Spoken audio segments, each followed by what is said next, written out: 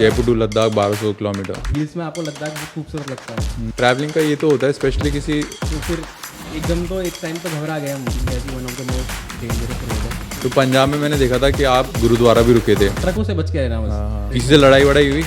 तो उन्होंने बोला चलो आप मेरी कार में बैठो, उन्होंने मेरे को कार में बैठाया। और तो अभी मैं परसों, मतलब आज किसी और के साथ शूट होने का प्लान था ना, तो मैं परसों यहीं बैठा हुआ था, तो मैं रील्स यूज़ कर रहा था जैसे कि हर कोई यूज़ करते रहता है फ्री टाइम में। स्क्रॉल करा तो तुम्हारी एक मेरी रील आई जिसमें तुम बता रहे थे कि यहाँ से सिडनी इतनी दूर है, दुबई इतनी दूर है, ये इतनी दूर है। फिर मैंने खोला प्रोफाइल, तो उसमें लिखा हुआ था जयपुर टू लद्दाख।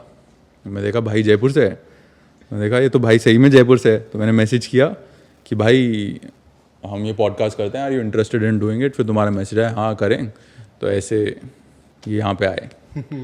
तो let me introduce the guest today. We have Akash Sharma who has completed cycle tour from Jaipur to Ladakh which is around 1200 kilometers. Welcome to the show भाई। Thank you so much. काफ़ी बड़ी चीज़ है 1200 किलोमीटर साइकिल से जाना। तो कैसा लग रहा है अभी यहाँ पे आके? मेरे को भी बहुत अच्छा लग रहा है, पहले तो इनवाइट करने के लिए मेरे को। हाँ। और बाकी काफ़ी अच्छा एक्सपीरियंस रहा। हाँ। मेरे को भी बिलीव नहीं हो रहा है कि कंप्लीट कर लिया मैंने। हाँ। सो बहुत सही रहा एक्सपीरियंस, काफ़ी कुछ सीखने को मिला। तो अपन स्टार्ट उसी से करते हैं। Let's talk about your journey only. तो ये कैसे बना प्लान जाने का? प्लान देखो, ट्रैवलिंग तो काफ़ी लोगों का होता है पैशन, तो मेरा भी था। पर एक होता है कि लोग के मन में क्या है ट्रैवलिंग को लेके कि अपने इंडिया में कि एक्सपेंसिव है, आप अगर 4-5 दिन भी बाहर रहोगे तो काफ़ी खर्चा होगा आपका, है ना। तो बस यही था मोटिव कि मैं कम बजट में करूं। बाकी बजट में कोई ऐसे कोई दिक्कत नहीं है, पर आप कम बजट में ट्रैवल करते हो तो आप ज़्यादा टाइम तक बाहर रह सकते हो। ठीक है, अपने घर से बहुत टाइम तक दूर रहोगे तो काफ़ी कुछ सीखने को मिलेगा। सो ये सारी चीज़ें यही हैं। तो साइकिलिंग का था पैशन पहले से ही। पहले से मतलब कब से? स्कूल से? कब से? स्कूल टाइम से था। तो स्कूल स्कूल में तो जैसे काफ़ी बच्चे साइकिल से ही जाते हैं। हाँ। वही पैशन में कन्वर्ट हो गया या फिर क्या? नहीं, वहीं से ही तो साइकिल से जाते थे, रेस लगाते थे जाते वक्त। हाँ, दोनों हाथ ऐसे दोनों हाथ बिना पकड़ के चलाते थे, खड़े होकर चलाते थे, हाथ छोड़ के चलाते थे। तो वहीं से साइकिलिंग का हो गया कि करना है, मतलब तो वहीं से धीरे धीरे। लेकिन ये प्लान कैसे बना कि मैं निकलता हूँ जयपुर से लद्दाख 1200 किलोमीटर, वो भी जुलाई गर्मी वाले महीने में? हाँ, तो ये ऐसे स्टार्ट हुआ कि काफ़ी लोगों को देखा मैंने। एक्चुअली मैं काफ़ी लोगों को फॉलो करता हूँ अराउंड द वर्ल्ड। तो काफ़ी फॉरेनर्स, जैसे मैं बाहर जाता हूँ ट्रिप पे बाय कार या फिर बाय बाइक, तो काफ़ी साइकिलिस्ट मिलते हैं। तो उनको देख के मेरे को और मोटिवेशन। बाय बाहर यू मीन राजस्थान से बाहर या इंडिया से बाहर? राजस्थान से बाहर, अपना पूरा इंडिया एक्सप्लोर। तो अराउंड 1 ईयर पहले मैं लेह गया था प्री वेडिंग। मैं प्रोफेशनल फोटोग्राफर हूँ इस पर्पज से। किसी को कभी शादी वादी कुछ आ रही हो तो भाई कांटेक्ट कर लेना। तो मेरे को 7 साइकिलिस्ट का ग्रुप मिला। हाँ। तो लद्दाख में? हाँ, तो अपना कोई भी इंटरेस्ट होता है ना तो अपन पहले उनके पास जाते हैं। अगर अपना बाइकिंग में इंटरेस्ट है तो अपन बाइकर्स ग्रुप के पास जाएंगे। तो मेरा इंटरेस्ट साइकिलिंग में है शुरू से। तो मैंने उनको अप्रोच किया। तो मैंने पूछा कि आपकी साइकिल एक्सपेडिशन मतलब कहाँ से कहाँ तक है? उन्होंने बताया दिल्ली टू रशिया। मैं चौंक गया पहले तो सुन के। इंडियन थे सारे? नहीं, सारे फॉरेनर्स। अच्छा, सारे फॉरेनर। वो सारे रशिया के थे, पर वो बाय फ्लाइट रशिया। रशियन लोग होते भी पागल हैं, थोड़ा सन की होता है ना, वोडका पी के। बताओ। तो वहीं से उनके एक्सपीरियंस जाने मैंने। तो 7 थे वो, सारा उनका ग्रुप था एक। तो उनसे पूछा कैसे कर रहे हो आप, क्या पॉसिबल है? पहले तो लगता है कि ये चीज़ कैसे पॉसिबल होगी, अराउंड 7000 या कितना किलोमीटर है वो। फिर उनसे पूछा तो उन्होंने बताया जो ये लेह लद्दाख वाला पार्ट है ना, ये पूरे इंडिया ही नहीं पूरे वर्ल्ड में लोगों के रहता है एक्चुअली कि वो उनको करना है। साइकिलिस्ट को उनका एक अचीवमेंट होता है कि क्योंकि लेह में वर्ल्ड के हाईएस्ट मोटरेबल पासेस हैं, सबसे ऊंची सड़कें हैं वर्ल्ड, इंडिया ही नहीं वर्ल्ड में। सबसे डिफिकल्ट टेरेन है साइकिलिंग के लिए, बाइकिंग के लिए भी। एक्चुअली बाइकिंग भी डिफिकल्ट है वहाँ पे। तो वो अचीवमेंट के लिए लोग आते हैं फॉरेनर्स वहाँ पे। तो वहीं से लगा कि मैं भी कर सकता हूँ, मैं क्यों नहीं कर सकता। अगर बाहर के लोग अपने इंडिया को एक्सप्लोर कर रहे हैं, हम पीछे कैसे रहे अपने देश को एक्सप्लोर करने में। तो वहीं से मेरा हुआ फिर स्टार्ट जर्नी। तो जब उनको देखा, उनसे इंस्पिरेशन हो गई, फिर घर आए वापस। घर आके जब पापा मम्मी को बताया कि मैं ये करने जा रहा हूँ, तो उनका क्या रिएक्शन था? देखो, एकदम से तो बताने में भी डर लगता है। Indian parents. Indian parents. झाड़ू आएगी दूर से झाड़ू आएगी, सीधे डांट पड़ेगी। और फिर तो क्या बोला उन्होंने? मैंने बताया नहीं एक्चुअली, मेरी हिम्मत ही नहीं हुई बताने की। अच्छा। पर वो अंदर ही अंदर मेरे चलता रहा कि मैं प्रिपेयर करता हूँ। हाँ फिर मैंने एक साइकिल परचेज करी। मैंने बोला क्यों परचेज कर रहा है भाई, साइकिल क्यों परचेज कर रहा है इस उम्र में, इस उम्र में बाइक परचेज कर, कार परचेज कर, कुछ और ले, काम में भी आए तेरे काम पर। साइकिलिंग भी आजकल एक्चुअली मैं आपको बताऊँ, साइकिल की रेट्स अब पुराने टाइम की नहीं रही है। नहीं रही। आजकल साइकिल की रेट में एक्टिवा भी आ जाएगी, बाइक भी आ जाएगी। तो मैंने बहुत महंगी साइकिल खरीदी एक्चुअली।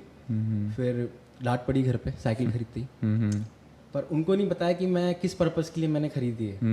तो उनको क्या रीज़न दिया जब उन्होंने पूछा? उनको बताया कि हाँ फिटनेस रहेगी, देखो फिटनेस कितनी डाउन हो गई है, वेडिंग फोटोग्राफर में आप जानती हो क्या लाइफ स्टाइल है आजकल, मीठा ज़्यादा हो रहा है खाने को। हाँ तो कैलोरीज भी बर्न करनी है, हाँ तो ये सारी चीज़ें। फिर धीरे धीरे मैं अपने जयपुर में एक ही पहाड़ है देखो जहाँ लोग जाते हैं, नाहरगढ़। नाहरगढ़। तो मैं बोला मैं नाहरगढ़ जाऊँगा साइकिल से। नाहरगढ़ मेरे घर से सिर्फ 10 किलोमीटर है, ठीक है। तो उसमें मेरे को इतनी डांट पड़ी, नाहरगढ़ साइकिल से जाएगा, वो सारी चीज़ें नहीं जाएगा, रिस्क रहता है एक्चुअली पहाड़ पे, वो सारी चीज़ें, कोई भी टक्कर मार जाएगा। मतलब नाहरगढ़ जाने के लिए तैयार नहीं हुए, बताओ फिर 1200 किलोमीटर में कैसे जाता हूँ, कैसे बताऊँ मैं वो सारी चीज़ें। तो मैं वो डर गया, पर धीरे धीरे मैंने साइकिलिंग स्टार्ट करी। फिर उनको भी कॉन्फिडेंस आया कि हाँ ठीक है कर रहा है, घर में बैठने से बढ़िया ये खाली टाइम में आप घर में बैठ के मोबाइल स्क्रॉल करते हो, उससे तो बढ़िया है, फिट तो रह रहा है। तो फिर मैंने अराउंड 50 किलोमीटर्स जयपुर के आसपास की चीज़ एक्सप्लोर करी, 100 किलोमीटर्स राइड करी, ठीक है। फिर उनको भी कॉन्फिडेंस आया, ठीक है करते हैं लोग। फिर मैंने धीरे धीरे माइंड अपन सेट करना स्टार्ट करते हैं पेरेंट्स का कि देखो वर्ल्ड में क्या क्या कर रहे हैं लोग, ये साइकिल बाबा हैं जो मेरे इंस्पिरेशन भी है, उनके बारे मतलब बताया लोग उनके बारे में। हाँ ठीक है।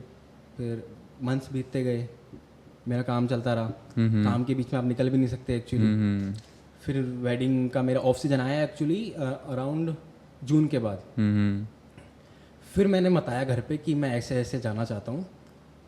पहले तो विश्वास ही नहीं हुआ कि ऐसे कोई जा सकता है कि साइकिल से, अपन को पता है अपन ट्रैवल करते हैं, पर पेरेंट्स को नहीं पता रहता। साथ में बताया था, पहले मम्मी को बताया था? पहले मैंने मेरे भाई को बताया। अच्छा। उसको सेटअप किया। बड़ा भाई छोटा भाई? बड़ा भाई। फिर मम्मी को बताया, पापा को मैंने बताया नहीं क्योंकि अपनी सबको पापा को बताने में डर लगता है। पापा को बताने में डर लगता है। और सबसे इंटरेस्टिंग चीज़, मैंने पापा को उस दिन तक नहीं बताया जिस दिन तक मैं निकलने नहीं वाला था। फिर मम्मी को बताया, मम्मी के हाथ पैर पड़ के ऐसे ही जाने दो मम्मी, जान दो। लाइफ टाइम है, मेरे को बहुत टाइम सोच रखा है, मेरा ड्रीम है, ऐसी चीज़ें। तो उन्होंने बोला ठीक है, मम्मी होती है जो दिल पे पत्थर रख के हाँ ठीक है बच्चे की खुशी है। पर पापा को बताने में बहुत वो रहता है कि डरते हैं अपन, जैसे पापा कुछ भी नहीं बोले। तो मैं बोला आप बता देना मम्मी पापा को, मैं निकल जाता हूँ, ठीक है। तो मैंने रात को अराउंड 2:30-3 बजे, मेरे को नींद नहीं एक्चुअली, अपन कुछ लाइफ में इंटरेस्टिंग करते हैं ना, लाइफ में कुछ इंटरेस्टिंग करते हैं ना, तो आपको एक्चुअली नींद नहीं आएगी, आपकी मतलब रश रहता है बॉडी में। तो रात के अराउंड 2:30 बजे मैंने अपना सामान पैक करा साइकिल पे, ठीक है, किसी को नहीं पता, सब सो रहे हैं घर में। और सुबह 6 बजे मैं उठ गया, सामान वामान पैक करा, मम्मी को बोल के मैं घर से निकलने लगा, ठीक है। निकलते ही मम्मी बोलती है पापा को बोल के जा। अच्छा, अभी तक पापा को कोई आइडिया भी नहीं था? आइडिया भी नहीं था। पापा को उठाया मैंने, पापा मैं ऐसे ऐसे जा रहा हूँ, ठीक है। उनको पता चल गया साइकिल से जा रहा है, ठीक है। बोला भारत भ्रमण पे जा रहा है। मैं मेरी ये बोलने की हिम्मत नहीं हुई कि लेह लद्दाख जा रहा हूँ। बोला हाँ हाँ मैं साइकिल से थोड़ा घूम के आता, मतलब थोड़ा भारत भ्रमण मतलब पूरे इंडिया का? पूरा इंडिया टूर, ठीक है। तो फिर जयपुर टू लेह तो कम रह गया ना? जयपुर टू लेह कम रह गया। हाँ। पर लेह बोलना एक्चुअली लेह मतलब उसको आप ऐसे देख सकते हो पहाड़ों में जा रहे हैं तो पेरेंट्स और डरते हैं कि भाई। और दूसरा उन्होंने डाटा कि मानसून चल रहा है, खबरें पहले आ रही है कि पहाड़ गिर रहे हैं, वो सारी चीज़ें, लैंडस्लाइड्स हो रही हैं। पर उनको कैसे बताऊं कि मेरा ऑफ सीजन तो अभी आया है। तो वो सारी चीज़ें निकलना तो अभी पड़ेगा मेरे को। तो वो मेरे को डांट के मना करके वापस सो गए। अब मैं फंस गया मझधार में कि मैं क्या करूं, मना भी कर दिया, हाँ मतलब हाँ भी सही से नहीं करा। तो मैं अपना साइकिल लेके अपना जेट खोल के निकल गया। फिर अराउंड 70-80 किलोमीटर जाके फ़ोन आया उनका, बोला ठीक है निकल गया, आराम से जाना, सारी चीज़ें अपडेट करते रहना। हाँ, अपडेट तो अपना तो डे 1 कैसा था? मैंने तुम्हारी रील्स देखी थी, तो उनमें मेरे को ये लगा कि डे 1 सबसे डिफ़िकल्ट था सारे दिनों में। हाँ, तो हाउ वाज डे 1? उसको थोड़ा एक्सप्लेन करो कि कैसा था जब जयपुर की गर्मी के अंदर हाईवे पे पहुँचे। तो देखो अपन की कोई स्टार्ट करते हैं तो सबसे मुश्किल चीज़ स्टार्टिंग ही होती है एक्चुअली उसको, फर्स्ट डे। तो एक्चुअली बहुत ज़्यादा आपको पता ही है कि क्या वेदर रहता है अपने, तो बहुत ज़्यादा हीट थी। मैं निकला सुबह, कोई एक्सपीरियंस नहीं सारी चीज़ों का, साइकिल थोड़ा सा 5 to 10 किलोमीटर्स में निकला, मेरा सारा लगेज साइकिल से गिरने लगा, गिर गया सारा लगेज। 5 to 10 किलोमीटर्स में ऐसा हो गया कि कैसे जाऊंगा मैं 1200 किलोमीटर, ये तो अभी से वापस जाता हूँ घर पे सो जाता हूँ। हाँ, एक बार आया थिंकिंग यार मुश्किल है यार, 10 किलोमीटर मेरा सामान गिर गया, चलाई नहीं जा रही साइकिल, पैडल मारे नहीं जा रहे। वापस साइकिल पे सामान बांधा, थोड़ा और आगे निकला, हीट बहुत ज़्यादा थी एक्चुअली, जुलाई में तो बहुत ज़्यादा गर्मी। तो फिर धीरे धीरे निकले, थोड़ा थोड़ा छोटे छोटे टारगेट्स बना के 5-10 किलोमीटर्स, फिर थोड़ा पहुँचा मैं आगे, तो ठीक है, फिर धीरे धीरे कट गया। फिर 100 किलोमीटर्स कवर करे मैंने उस दिन फर्स्ट डे, काफ़ी सही रहा। अपने कोटपुतली पड़ता है, आपने नाम सुना होगा, तो कोटपुतली शाहपुरा के आगे। तो वहाँ तक मैंने कवर किया अराउंड 100 किलोमीटर्स डे 1 में। डे 1 में। तो ये जब साइकिलिंग वगैरह, अच्छा तो रात को रुकना कहाँ हुआ? रात को रुकना, जैसे एक ऑप्शन तो ये होता है कि आप रूम ले लो कहीं पे जाके, होटल वगैरह वो तो खैर हमेशा से ऑप्शन रहते हैं, बट जहाँ तक बाइक पैकर्स और ट्रैवलर सोलो ट्रैवलर्स होते हैं तो टेंट लगा लिया, टेंट पिच कर लिया। तो पहला यह तो होता है कि टेंट भी मत लगाओ आप। हाँ। ये सिर्फ जो असली ट्रैवलर्स होते हैं ना, उनको पता रहता है कि वो सिर्फ इमरजेंसी के लिए। टेंट का क्या बना दिया लोगों ने, शो ऑफ करने के लिए कि हमने आइस, स्पेशली जो कंटेंट बना रहे हैं। हाँ, कंटेंट क्रिएशन के लिए। पर जो असली ट्रैवलर है, जिसको एक्सप्लोर करना है ना, असली ट्रैवलर को, उसको पता रहता है कि पहले कंफर्ट ढूंढो, ये सिर्फ इमरजेंसी के लिए, अगर कुछ भी नहीं मिलता है ना तो आप अपना टेंट कहीं भी लगा के सो सकते हैं। तो मैंने आसपास पूछा कि यहाँ पर कोई लो बजट में है जहाँ पर मैं रुक सकता हूँ। तो आसपास धर्मशाला मिली मेरे को, जहाँ ओनली 70 रुपी में मेरे को ओनली 70 रुपी चार्ज किया उन्होंने मेरे से। अच्छा, वहाँ अच्छा रहने का उन्होंने, कोटपुतली के अंदर। कोटपुतली के अंदर। हाँ हाँ। तो वहाँ मैं रुका फर्स्ट डे, काफ़ी सही रहा एक्सपीरियंस वहाँ पे। तो ये तो हो गया स्टे का। इसके अलावा जो भी देख रहा होगा वो सोच रहा होगा कि जब पूरे दिन साइकिलिंग करते हो तो खाने का क्या सीन रहता था? खाने का ऐसा रहता है कि देखो, आप गाड़ी से जाते हो, आपका फ्यूल होता है पेट्रोल, आप साइकिलिंग कर रहे हो तो आपका फ्यूल खाना ही है, तो आप खाने में कंजूसी नहीं कर सकते। मेन बात वो है, किसी भी में करो, स्टे में करो, तो वो ये लिक्विड लेते रहो। तो लिक्विड आप कुछ भी, एनर्जी ड्रिंक्स हो गई अच्छी वाली, मतलब छाछ, लस्सी, कुछ भी हेल्दी फूड लिक्विड लेते रहो, मतलब, और फूड भी अच्छा हेल्दी फूड लेते रहो। कुछ भी, जैसे ओट्स ले लिया आपने, कहीं भी खा लिए। मैगी वैगी स्किप करो, जो ट्रैवलिंग में ज़्यादा बनाते हैं। स्पेशली यही कंटेंट में यही आता है, मैगी बना के खा ली, ये खा लिया, पार्ले जी खा लिया, चाय खा ली। तो मेनली तुम क्या खाते थे? जैसे मैं चाय भी नहीं पीता एक्चुअली। तो मैं चाय की स्टॉल पर जाके मैं बोला, एक पार्ले जी, हाँ, एक गिलास दूध गर्म कर दो, और बाकी हाँ बिस्कुट उसके साथ। तो बाकी ब्रेकफास्ट इससे हो गया। फिर कहीं हेल्दी, मैं सबसे हेल्दी ऑप्शन देखता हूँ वहाँ पे कि हेल्दी ऑप्शन क्या है इन सब में। फ्रूट्स ले लिए, बनाना काफ़ी प्रोटीन का अच्छा सोर्स रहता है, प्रोटीन आपको लेना पड़ता है। तो ये मिल्क ले लिया, प्रोटीन, सारी चीज़ें। तो ये इनटेक तो हो गया। हाँ। अब जो बाहर निकालने का टाइम आता है तो उसका क्या सीन था? सबसे ज़्यादा तो प्रॉब्लम उधर ही आती होगी ना, वॉशरूम्स वगैरह। चलो ठीक है, हाईवे पे हैं, अगर सूसू लगी तो रोक के कर ली कहीं भी, बट नंबर 2 जाना हो और कहीं भी इधर उधर रुके हुए हो तो उसका क्या सीन था? ये सबसे सही क्वेश्चन पूछा आपने, क्योंकि सबसे डिफिकल्ट चीज़ यही है। और मैं सोलो निकला था। सोलो में क्या है, अगर मैं कहीं बाहर साइकिल खड़ी करके अंदर, मतलब कहीं जाऊँ भी, तो साइकिल का रिस्क पीछे, कोई उठा के लेना जाए, लेनी जाए। पर अपने इंडिया में क्या है, बेस्ट चीज़ मैं आपको सही बताऊँ, पेट्रोल पंप जो है ना, सबसे बेस्ट चीज़ है। वहाँ पे पानी की फैसिलिटीज रहती है, टॉयलेट्स की फैसिलिटीज रहती है, हर 5 to 10 किलोमीटर्स में एक पेट्रोल पंप आ जाता है। सो वहीं मैंने सारा अपना किया, और वो हेल्प करते हैं बहुत। पेट्रोल पंप पे जो भी वर्कर्स होते हैं यहाँ, जो लोग होते हैं, कि हाँ वो साइकिल का हम ध्यान रखते हैं, आप आराम से, ऐसे आज रुक भी फ्रेश हो जाओ, आराम से पानी वानी पियो। आप मानोगे नहीं कि मैं रुकता हूँ तो खाने पीने का भी, जैसे किसी पेट्रोल पंप पे रुका तो वहाँ के जो मैनेजर होते हैं, वो वहाँ पर स्पेशली मेरे लिए पराठे बनवाए। जैसे मैं कहीं भी रुका बीच में, तो लोग इतनी हेल्प करते हैं एक्चुअली, आप कुछ पूछते हो तो। ट्रैवलिंग का ये तो होता है, स्पेशली किसी अकेले आदमी को देखता है कोई ट्रैवल करते, एक तो होता है लग्जरी ट्रैवलिंग, मतलब रिजॉर्ट्स जा रहे हो, होटल जा रहे हो, अच्छे जा रहे हो, और एक जैसे तुमने किया या बैकपैकर्स करते हैं, उनको कोई भी आम आदमी देखता है तो मेरे को लगता है वो हमेशा, या इंडिया हो या कहीं भी हो, उनके तरफ काफ़ी अच्छे से शो होते हैं, उनको हेल्प करते हैं। हॉस्पिटैलिटी, इंडिया तो खैर जानते ही हॉस्पिटैलिटी के लिए हैं, तो काफ़ी लोग हेल्प कर रहे होंगे ना रास्ते के अंदर? काफ़ी ज़्यादा एक्चुअली। जब मैं निकला था ना, तो घर पे यही बोला था कि कोई लूट लेगा, अकेला है। देखो, हर जगह अच्छे लोग भी होते हैं और बुरे लोग भी होते हैं, सोसाइटी। हाँ, तो बस मेरे को वही एक्सपीरियंस करना था एक्चुअली। तो निकलना तो था, अगर आप बाहर निकलोगे तो एक्सपीरियंसेस मिलेंगे, पर किस्मत से, या फिर आप भगवान की दया बोलो, मेरा अधिकतर जो लोगों से एनकाउंटर हुआ, सारे लोग अच्छे। मतलब मेरा एक एनकाउंटर ऐसा नहीं हुआ कि किसी ने मेरे को कुछ बोला हो या फिर कहीं बुरा इनकाउंटर हुआ मेरा किसी लोगों किन्हीं लोगों से। हम्म। सो लोगों ने हेल्प करी, बहुत ज़्यादा हेल्प करी। सो काफ़ी अच्छा लगा। तो ये पूरी जर्नी करने में कितना टाइम लगा? जयपुर टू लद्दाख 1200 किलोमीटर, ये अराउंड पूरा 1 मंथ लग गया मेरे को पूरा कवर करने में। 1 महीना? 1 महीना पूरा। 1 महीना लग गया, तो 1 महीने में 30 दिन हो गए, तो 30 दिन में जैसे बताया हर रात कहाँ मतलब मेनली कहाँ सोना हुआ? मैं आपको बताता हूँ। साइकिल से आप ट्रैवल कर रहे हो ना, साइकिलिंग मैं आपको बताता हूँ इंडिया में है ना, सेफ़ नहीं है साइकिलिंग, बिल्कुल सेफ़ नहीं है। हाँ, इंडिया का इंफ्रास्ट्रक्चर है ही नहीं साइकिलिंग लाइक, चंडीगढ़ को छोड़ के। चंडीगढ़ बेस्ट है। तो यहाँ की जो सड़कें हैं आपको पता है कितनी रिस्की है। साइकिलिस्ट को कोई देखता भी नहीं है एक्चुअली, कोई भी टल्ला मार के चल जाएगा, आप साइड में पड़े रहोगे, बस कोई मतलब नहीं है। तो रात को और ज़्यादा रिस्की हो जाता है, क्योंकि आपकी बाइक में फिर भी हेडलाइट्स रहती है, तो विजिबिलिटी रहती है।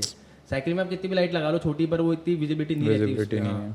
तो आप अराउंड सनसेट से अराउंड 1 या 2 और पहले मैं खुद रहने का अपना देखने लग जाता था कि आज कहाँ स्टे करना है, क्योंकि रात को साइकिलिंग करना मतलब रिस्की है। तो वही एक जैसे देखा आसपास कि यहाँ लोकल से कम्युनिकेट करो, क्योंकि गूगल पे भी इतना नहीं मिलता। गूगल आपको सिर्फ रूम्स बताएगा, सारी चीज़ें बताएगा।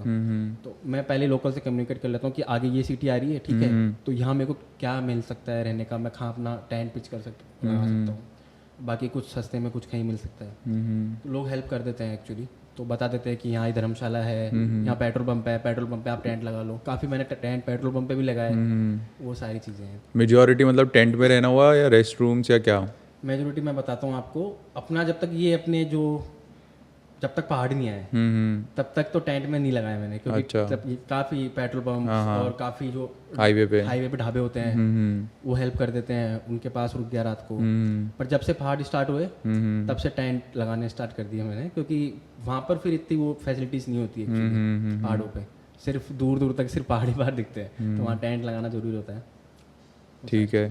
तो स्टार्टिंग में तो घर वाले अगेंस्ट थे, फिर जब जर्नी में जाते गए तो डेली घर पे तो बात होती होगी, फिर उनका कैसा रिस्पांस था कमिंग डेज़ के अंदर, 30 दिन के अंदर? जैसे बताया कि अब मैं हरियाणा पहुंच गया, पंजाब पहुंच गया, दिल्ली पहुंच गया, तब कैसा एक्सपीरियंस था? मतलब तब वो लोग क्या बोलते थे? फैमिली में मतलब सपोर्ट किया वैसे तो धीरे धीरे, पर अधिकतर जो लोग थे फिर धीरे धीरे फैमिली अपनी बड़ी होती है, तो एक को पता चला, दूसरे को पता चला, सब फिर मेरे फ़ोन बजना स्टार्ट हुए, आज इसका फ़ोन आ रहा है, उसमें अरे बेटा कहाँ तक पहुँचा? बेटा कहाँ तक पहुँच गया। जैसे बुआ का फ़ोन कटा, मामा का फ़ोन आया, मामा का फ़ोन कटा, मौसी का फ़ोन आया, मैं परेशान हो गया एक्चुअली। पर उनको भी कंसर्न रहता है, कोई नहीं, जहाँ तक चले ना वहाँ तक चला लेना, फिर साइकिल रख के आ जाना, कोई दिक्कत नहीं है। बट थोड़ा टाइम पास भी हो रहा होगा ना, हाईवे पे चल रहे हैं अकेले, बोरिंग बोरिंग बोरिंग बोरिंग। हाँ, तो बात चलो, हाँ बात होती तो ये टाइम पास भी हो जाता था, सही बात है। फिर धीरे धीरे, हाँ सबसे बड़ी बात क्या रही, अराउंड मेरा 7 या 8 डे मैं पंजाब में पहुंच गया था, राजस्थान, हरियाणा, फिर पंजाब। फिर वहाँ अच्छी बात हुई कि मेरा वहाँ किसी मीडिया पर्सन ने, वहाँ किसी बड़े चैनल पे मेरा इंटरव्यू आया, उन्होंने मेरा इंटरव्यू लिया, तो घर पे भी देखा लोगों मेरे, हमारी फैमिली ने, अच्छा लगा, उनको लगा चलो ठीक है यार, कुछ कर रहा है बेटा, कुछ तो सही कर रहा है, कुछ तो सही कर रहा है, मतलब ठीक है, सपोर्ट करते हैं। तो वहाँ से मतलब अपन कुछ चीज़ करते हैं ना लाइफ में, तो बोलते हैं ना पूरी कायनात अपन को फिर वहाँ तक पहुँचाने की कोशिश करती है, भगवान हेल्प करते हैं, तो वही सारी चीज़ें हुई मेरे साथ। तो पंजाब में मैंने देखा था कि आप गुरुद्वारा भी रुके थे, वो कैसा एक्सपीरियंस था? क्योंकि गुरुद्वारा की हॉस्पिटैलिटी पूरे वर्ल्ड वाइड फेमस है, जिस तरीके से वो रखते हैं, सोने देते हैं, खाना खाने देते हैं, तो कैसा था वहाँ पर एक्सपीरियंस? पंजाब का एक्सपीरियंस मैं बताता हूँ, मेरा सबसे बेस्ट एक्सपीरियंस रहा पंजाब में। वहाँ पर जो गुरुद्वारे हैं, सारी चीज़ें हैं बेस्ट, मतलब आप वो एक्सपीरियंस मतलब आप पैसे दे के होटलों में भी नहीं ले सकते, सही बात है। ऐसा क्यों? ऐसा इसलिए आप होटल जाओगे, ठीक है, आप अकेले अपने रूम में जाके, ठीक है, आप किसी से कोऑर्डिनेट नहीं करोगे आसपास। मेरे मतलब से वो ट्रैवलिंग नहीं हुई, वो सिर्फ वैकेशन, आप छुट्टियां मनाने गए हो, ठीक है।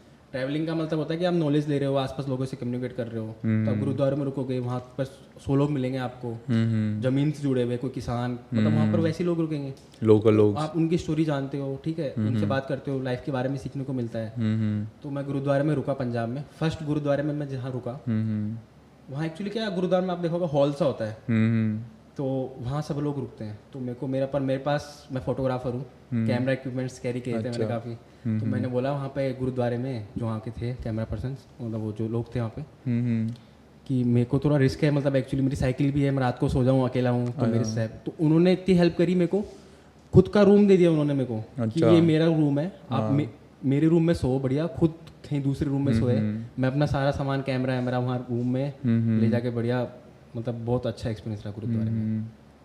सही है। और 1200 किलोमीटर ट्रैवल किया तो हाईवे पे बोर हो जाते हो ना बाइक चलाते चलाते, तो एंटरटेनमेंट का सोर्स क्या था? एंटरटेनमेंट टाइम पास कैसे होता था? जैसे देखो अगर खैर वैसे जान जा रही होती है तो टाइम पास का लगता नहीं है, बट फिर भी मैं बताता हूँ, जैसे नॉर्मल अगर कोई हाईवे है अपना जयपुर टू दिल्ली वाला हाईवे, तो काफ़ी कुछ ना कुछ चीज़ चलती रहती है आसपास, आप देखते रहते हो अगल बगल। ऐसे तो ही नहीं बाइक पे आप फास्ट निकल रहे हो, साइकिल पे आप धीरे धीरे चल रहे हो, तो आप आसपास कुछ ना कुछ देखते हुए जा रहे हो। हाँ हाँ पर जब से मैंने कोटपुतली से एक एक्सप्रेस वे पकड़ा, एक नया एक्सप्रेस वे बना है, ये नारनौल हरियाणा का एक सिटी है, उससे अम्बाला तक एक्सप्रेस वे जाता है। एक्सप्रेस वे का पता ही है आपको, दूर दूर तक कुछ नहीं आएगा, हाँ हाँ कुछ भी नहीं रहता वहाँ। मैं बहुत ज़्यादा बोर हो गया एक्चुअली, क्योंकि दूर दूर तक ना गाड़ियाँ भी नहीं आती, आप सिर्फ साइकिल चला रहे हो। 50-60 किलोमीटर में कोई रेस्ट रूम है वो आता वही है, 50-60 उसमें भी सब एक्टिव नहीं है। उस पर भी सब एक्टिव नहीं है, हाँ तो वहाँ मैं बहुत ज़्यादा बोर हो गया एक्चुअली। हाँ फिर म्यूजिक लगा लो आप, म्यूजिक सुनते सुनते, पर ईयरफोन कभी भी नहीं लगानी चाहिए एक्चुअली। हाँ साइकिलिस्ट को तो वही थोड़ा मोबाइल के स्पीकर में लगा के खाली, तो धीरे धीरे हो गया वहाँ से टाइम पास। एक्चुअली बोरिंग हो जाता है धूप में और हाईवे पे, और डिहाइड्रेटेड हो तो एक परेशानी और इरिटेशन और होती होगी। डिहाइड्रेट। किसी से लड़ाई वड़ाई हुई? नहीं ऐसा कोई एक्सपीरियंस नहीं हुआ मेरा। मैं बचता हूँ एक्चुअली लड़ाई करने से। अगर कोई सामने से कोई बोल भी देना मेरे को तेज कि आप गुस्से में किसी ने बोल भी दिया, तो बोला ठीक है हाँ सही ठीक है सॉरी भाई तू जा। ठीक है हाँ, क्योंकि अपन को आगे वो ट्रेवल करना है, अपन को वहाँ तक ही नहीं जाना, और अपन जयपुर में है नहीं कि अपन को एक से अपना अपनी सिटी में रहते हैं, तो एक सेफ्टी का रहती है, कंसर्न वो नहीं रहता। जब आप बाहर जाते हो तो आप एक अलग से रखता है, डर सा लगता है कि यहाँ का ये कुछ लोगों को बुला ले या कुछ हो जाए, तो हाँ ठीक है भैया सॉरी गलती हो गई मेरे से। अगर अपनी गलती भी नहीं होगी तो माफ़ी मांग लो उनसे, सीधी बात ये है। तो कोई ऐसा एक्सपीरियंस जो शेयर करना चाहोगे, कोई नियर डेथ एक्सपीरियंस या कुछ ऐसा, जब कितने पहाड़ों पे चढ़ना हुआ, मानसून ख़राब था, कहीं भी किसी भी सिटी के अंदर कुछ ऐसा एक्सपीरियंस हुआ हो? मेनली यहाँ पर तो ऐसा नहीं हुआ कहीं भी सिटी एरिया में, पर मेन जब पहाड़ में, जब मैं कश्मीर या लद्दाख में पहुँचा, तो दो जगह मेरे को रिस्क लगा एक्चुअली। जब मैं वहाँ का जो इंडिया की one of the most dangerous road है जोजिला, ओके, जो कि कुछ टाइम बंद भी रहती है ईयर में, क्योंकि वहाँ बहुत ज़्यादा बर्फ़ पड़ जाती है। और अभी वहाँ क्या टनल का काम चल रहा है एक्चुअली, एक वहाँ पर एशिया की सबसे बड़ी टनल बन रही है 12,000 फीट से ऊपर, जोजिला टनल अराउंड 14.2 किलोमीटर। तो वहाँ पर कंस्ट्रक्शन चल रहा है एक्चुअली। जब पहाड़ों पे कंस्ट्रक्शन होता है ना, तो लैंडस्लाइड का खतरा ज़्यादा रहता है। तो जब मैं जोजिला पहुँचा, मैं हाई एल्टीट्यूड पे था अराउंड 14,000 फीट, कि आपको ब्रीदिंग डिफिकल्टीज भी हो रही है, सारी चीज़ें, मौसम भी एकदम से बिगड़ गया है ना। एकदम से मैं कहीं रुका, ठीक है, बाहर सामने वाटर क्रॉसिंग आई तो मेरे को रुकना पड़ा उसके लिए। तो ऊपर से एक बहुत तेज वाटर क्रॉसिंग मतलब कैसे? कि पानी पिघल, कम नदी पे जा रही हो? हाँ मतलब जो होता है ना, जैसे बर्फ पिघलती हुई आ रही है तो उसकी वजह से पानी इकट्ठा हो गया। अच्छा ठीक है। तो ऊपर से एक आवाज़ आई बहुत तेज धमाके की, कि ऊपर से पत्थर आ रहे हैं बड़े बड़े। मेरे को लगा ऊपर से आवाज आई शिव जी की, बेटा आगे मत जाओ अब यू टर्न ले ले, चल जा जयपुर। मेरे को भी वही लगा, क्योंकि वो बहुत तेज आवाज़ थी एक्चुअली, कि पत्थर आ ही रहा है ऊपर से एक्चुअली, बड़ा सारा पत्थर। साइकिल पे आप कैसे कितना साइकिल चला लोगे आगे चल जाओगे, वो पत्थर आ ही जाएगा एक्चुअली। तो वहाँ रिस्क लगा मेरे को बहुत ज़्यादा, कि वो पत्थर आ ही गया, पर वो थोड़ा सा इतना नीचे तक पहुँच नहीं पाया मेरे पास। तो मैं जल्दबाजी में मैंने वो क्रॉस करी वाटर क्रॉसिंग, फिर वहाँ से निकला। और रिस्क एक्चुअली ये रहता है कि आप जब ट्रैवल करते हो ना, तो ट्रक जो होते हैं ना वहाँ पे, जब ट्रक बहुत, अपने इंडिया में ट्रक एक्चुअली बहुत पुराने चलते हैं, तो उनको हाई एल्टीट्यूड पे बहुत ज़्यादा दिक्कत आती है। जैसे वो मनाली में या फिर लद्दाख के पहाड़ तो और ज़्यादा आपको पता है कितने खतरनाक हैं। तो वो ब्रेक्स नहीं लगा सकते, अगर वो ब्रेक लगा लेंगे ना कहीं, अगर वो अपहिल जा रहे हैं, तो फिर उनका ट्रक चढ़ना मुश्किल हो जाता है, वो फ्लो रहता है उनका। तो अगर फिर वो ऊपर नहीं चढ़ेंगे, फिर पीछे आएंगे वो सीधे। ठीक है। तो वो मतलब कभी कभी होता है कि हॉर्न भी नहीं मारते, तो उन ट्रकों से सबसे ज़्यादा खतरा रहता है कि आप वो रोकेंगे नहीं, अगर आप उनके सामने में आ गए तो उड़ा देंगे आपको क्योंकि ट्रक को रोकना बहुत मुश्किल होता है, पहले से इतना लोडिंग उसमें इतना। तो ये चीज़ हमको वहाँ के आर्मी, जो भी कश्मीर में आपको पता है कितनी आर्मी है, तो उन्होंने हमको, आर्मी जो थे सबने में हमको ये बताया कि ट्रकों से बच के रहना बस हाईवे पे, क्योंकि वो ऐसे ही चलाते हैं यहाँ पर, ड्राइविंग ऐसी होती है। तो उनसे काफ़ी मतलब कभी काफ़ी पास से निकल रहे हैं, कभी हैंडल टेढ़ा हो गया, अच्छा हल्का सा टच, हाँ हल्का सा टच, मतलब बिल्कुल माइनर सा। तो वही है, तो रिस्क यही रहा एक सबसे ज़्यादा। ओके, ट्रकों से मतलब सबसे ज़्यादा रिस्क था। तो कोई भी देख रहा हो तो ट्रकों से बच के रहना, स्पेशली जब आप हिल कोई पहाड़ों पे जा रहे हो तो तुम्हारा क्या था सबसे टफेस्ट एक्सपीरियंस ये पूरे 1 महीने के अंदर, सबसे जहाँ बहुत मुश्किल हो, कठिनाई आई हो, तो वो क्या था एक्सपीरियंस? एक्सपीरियंस एक था जब मैं पंजाब आपका लास्ट सिटी पड़ती है पठानकोट। हम्म उसके बाद आप जम्मू कश्मीर में एंटर कर जाते हो, ठीक है। तो जस्ट मैं जम्मू में एंटर किया। अभी तक मेरे को हर टाइम मतलब अंधेरा होने से पहले मेरे रहने का इंतजाम हो जाता था। पर मैं जैसे ही जम्मू कश्मीर पहुंचा, एक तो अपन को एक डर सा रहता है कि वहाँ पे थोड़ा सिक्योरिटी इतनी नहीं है और सारी चीज़ें। जम्मू कश्मीर में एंटर होते ही पता चला, एक्चुअली अभी क्या है, सावन चल रहा था, तो जगह जगह सावन में क्या है, अमरनाथ यात्रा चलती है, तो जगह जगह उसके भंडारे लगे हुए रहते हैं। वो वहाँ के यात्री जो भी आते हैं उनको रहने का इंतजाम रहता है, खाने का रहता है। अभी तक हमने जितने भी भंडारे में रुके, उन्होंने हाँ ठीक है रुक जाओ आप, और आपका आधार कार्ड दे दो, सारी चीज़ें। पहले भंडारे में हम गए, उन्होंने रुकने से मना कर दिया। क्यों? वो बोला अभी 2 दिन पहले यहाँ पर 2 जासूस पकड़े गए हैं। अच्छा। वो ऐसी यात्री बन के आए और जासूसी करते, तो आपको भी नहीं रुकने दे सकते हम, हमको रिस्क है उनको, रिस्क खुद है, को हाँ। उनकी साइड से भी कि आपके वेश में कोई और कोई आ जाए, टेररिस्ट हो या कोई भी हो, हाँ तो फिर वहाँ हमको रहने का नहीं मिला। हम देखे रुक जाएंगे उसमें। हाँ रात हो गई, एक्चुअली 8-9 बज गए और हाईवे पे हम साइकिल चला रहे हैं रिस्क में। तो बहुत ज़्यादा रिस्क हो गया, हम रहने का कुछ मिल नहीं रहा। यहाँ तक कि मैं देखा रूम भी मिल जाए, पर रूम भी नहीं मिल रहा। फिर बारिश स्टार्ट हो गई, तो और ज़्यादा रिस्क हो गया कि बारिश में साइकिल चला रहे हैं, पीछे से। तुम इस टाइम अकेले थे या कोई साथ भी था? मैं आपको बताऊँ, पठानकोट तक मैंने साइकिल अकेले चलाई, अराउंड 800 या 900 किलोमीटर। पठानकोट में मेरे को 2 जने और मिले, जो एक दिल्ली से थे, एक मथुरा से। तो वो दिखे मेरे को, वो उनसे बातचीत करी तो पता चला वो भी लद्दाख ही जा रहे हैं। ठीक है। फिर मैं देखा भगवान ने मिलाया है, ऐसे तो कोई साइकिलिस्ट दिखा नहीं।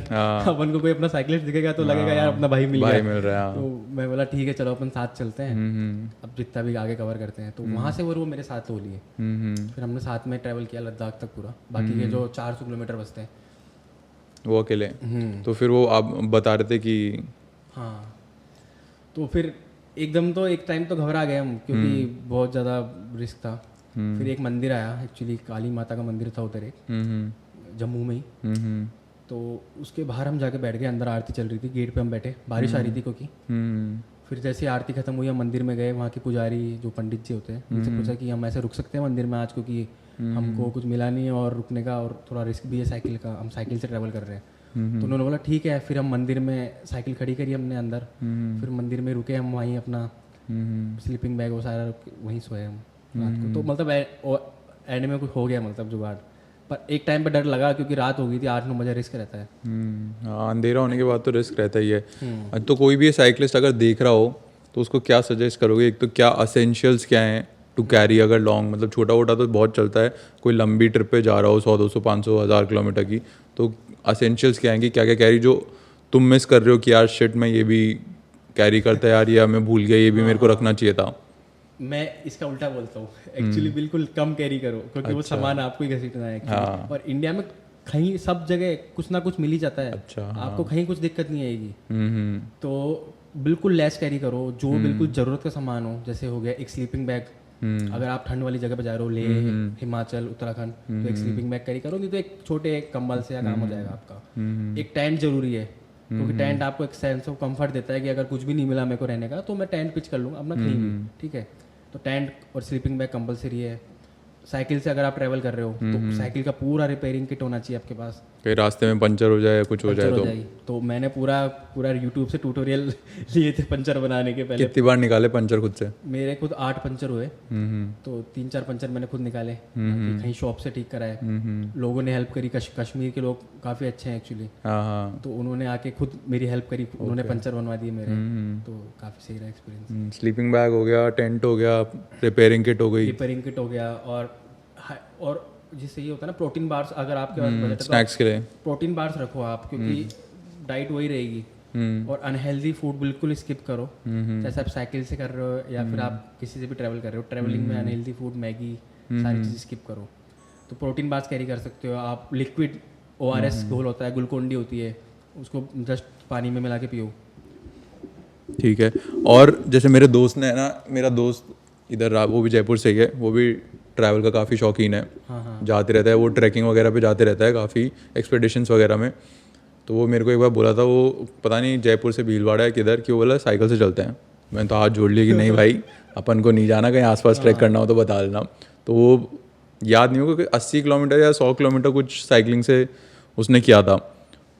तो वो निकल तो गया जोश जोश में, बिना प्रॉपर किट के उसके, 50 किलोमीटर चले, उसके बाद में हालत ख़राब, प्राइवेट पार्ट्स की हालत ख़राब, इधर से रैशेज़ हो गए, ये हो गए, और फिर एंड में उसको किसी को बुलाना ही पड़ा और फिर वो उसको छोड़ के आए।